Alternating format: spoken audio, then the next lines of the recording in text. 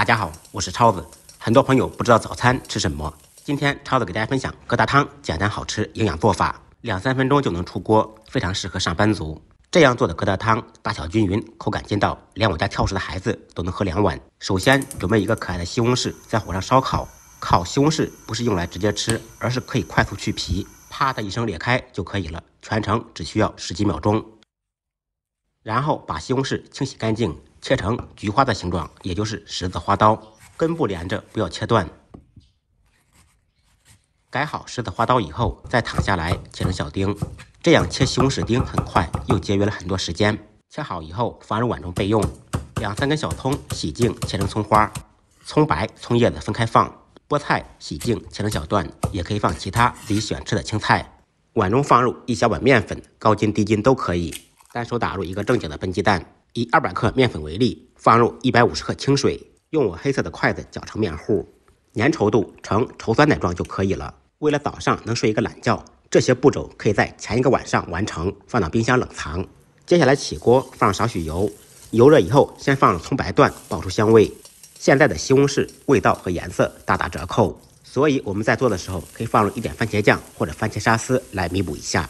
酱炒熟以后放入西红柿丁，简单翻炒扒拉2下，烹入少许生抽酱油炝锅，增加鲜香味。可以先放入一点盐，这样西红柿更容易炒出汤汁。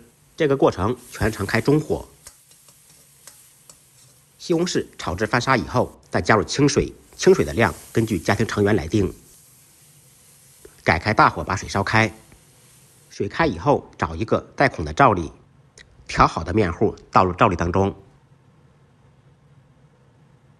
上下左右摆动，面糊就会像天女散花一样甩成小疙瘩，大小均匀，口感筋道，做出来还带一条小尾巴，看着就可爱。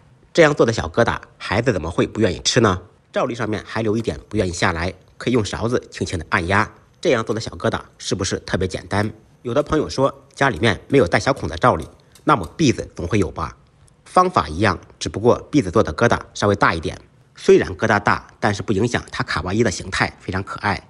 这样做的疙瘩汤还有一个优点，就是不浑汤。再次开锅以后加入一点盐，不吃鸡精的同学放入一点味精，少许白胡椒粉，再放入自己喜欢吃的青菜，在锅中煮10几秒钟。为了更加营养好吃，可以再放入1个鸡蛋。正经的笨鸡蛋单手打入碗中，用筷子彻底搅散，蛋液拉成一条直线淋入锅中，边放鸡蛋边搅拌，这样做出来蛋花漂亮，1个鸡蛋就能做出3-4个鸡蛋的效果。开锅以后把火关掉，淋少许香油，一道简单营养又好吃的疙瘩汤就做好了。再撒上迷人的小葱花，那真的是嗷嗷香。学会的朋友可以收藏、点赞、转发，让更多的朋友看到。感谢您的支持点赞，再忙再累记得按时吃饭。下期视频见，拜拜。